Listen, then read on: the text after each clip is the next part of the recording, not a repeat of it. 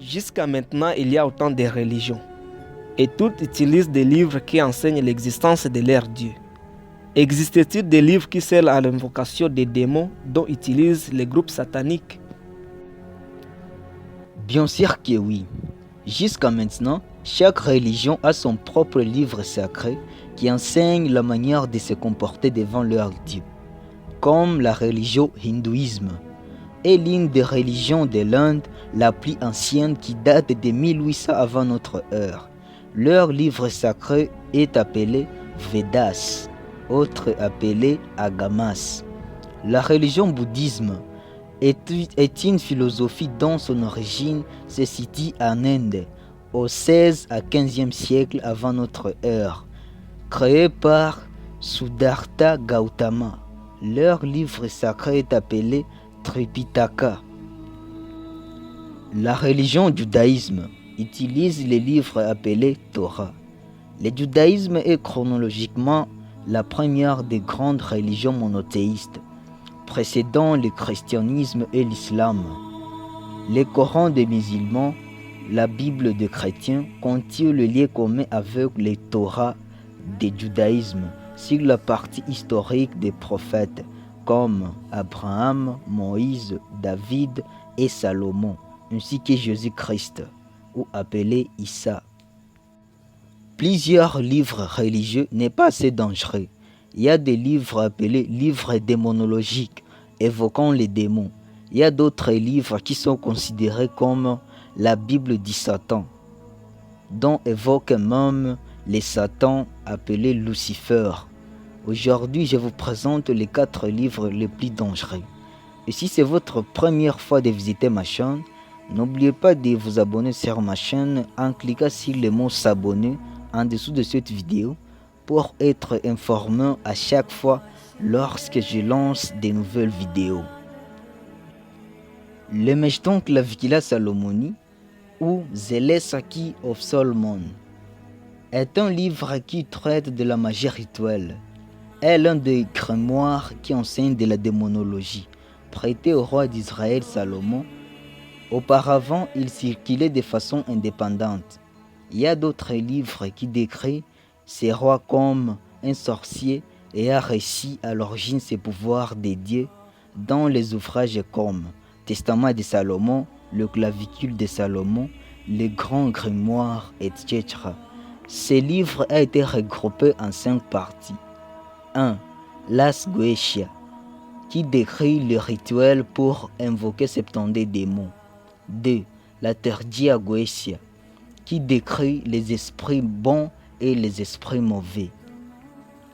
3. Las Paulina, qui décrit les esprits et anges qui gouvernent les heures du jour et les signes du zodiaque, tels que supposément découverts par l'apôtre Paul après avoir été enlevé aux cieux.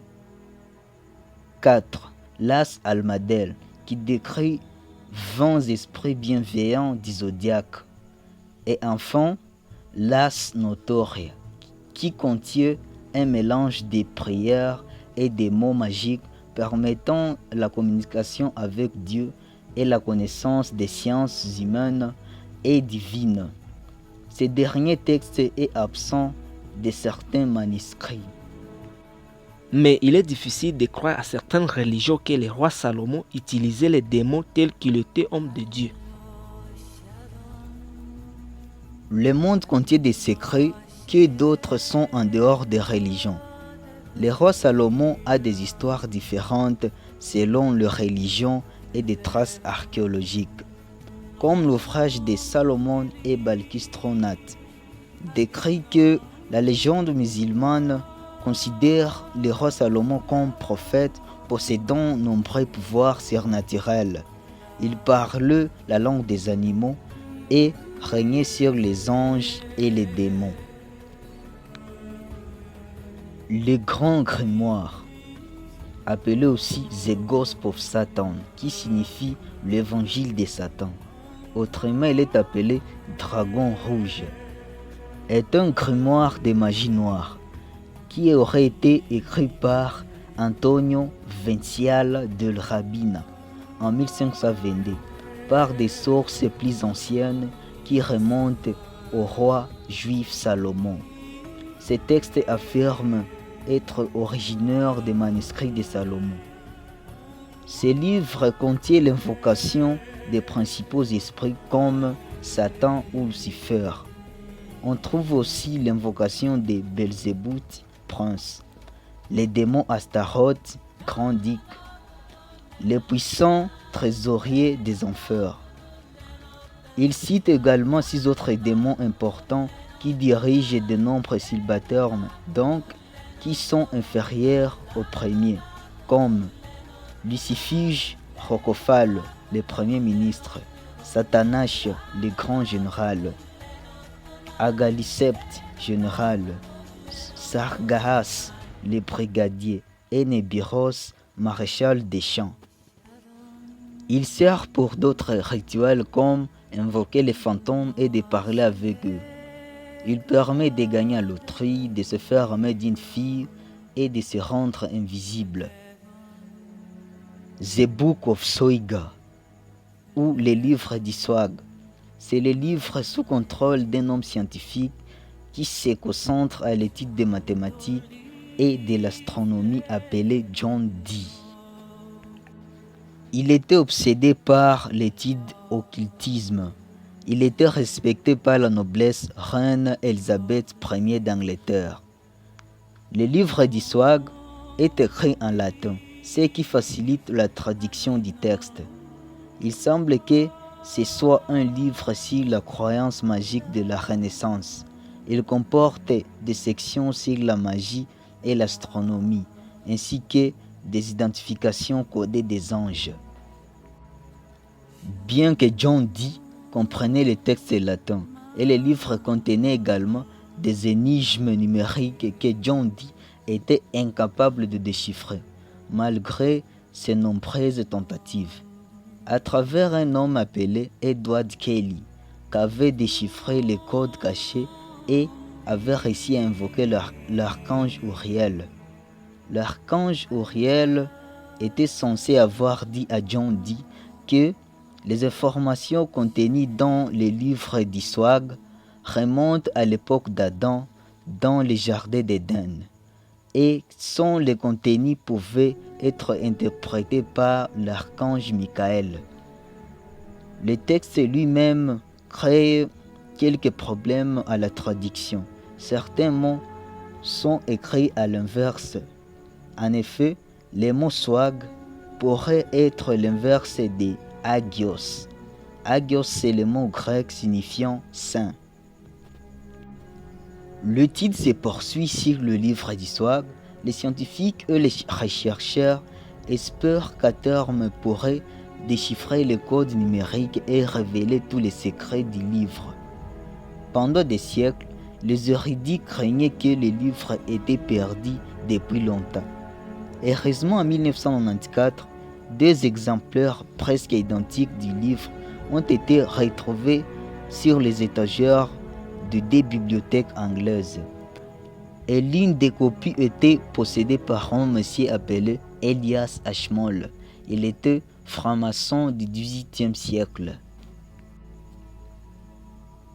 The Devil's Bible, Bible du diable, appelé aussi The Codex Gigas, est un livre écrit à l'époque médiévale au XIIIe siècle. Il mesure 97 cm de haut sur 50 cm de largeur, construit en bois et en cuir d'un veau, avec des décorations en métal. Les volumes rédigés en latin avec une calligraphie de type minuscule caroline. C'est la plus grande des bibles géants du XVIe siècle. Il pèse 75 kg. Est un livre démonologique le plus pur. Selon la légende médiévale, l'auteur de ce livre était un moine au nom de Hermann le Régli. Il aurait rempli la promesse de Dieu faite par le religieux moine et il aurait été condamné d'être emprisonné dans une prison entourée de murailles. Alors, pour échapper à cette punition terrible, il aurait promis le groupe moine qu'il va écrire un livre qui doit contenir toutes les connaissances humaines et qui devrait surprendre tout le monde et porter la célébrité qu'à jamais. Et une fois qu'il le réussisse, il sera libre, sain et sauf. Les moines auraient accepté cette promesse jusqu'à l'enfermer pour attendre la suite. Cependant, vers la nuit, il s'est rendu compte qu'il ne pouvait pas tout écrire seul. Cause de cette désespérance, il s'adressa à une prière, pas pour Dieu mais pour Lucifer. Le diable revenu et le monsieur lui demanda son aide en échange de son âme. Le diable élabora ses manuscrits et le monsieur ajouta les portraits du diable en signe de reconnaissance pour l'aide accordée. Jusqu'à maintenant, ces livres se trouvent dans la Bibliothèque nationale de Suède.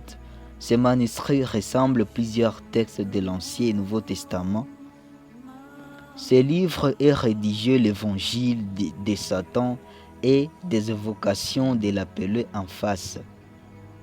Merci d'avoir regardé ma vidéo.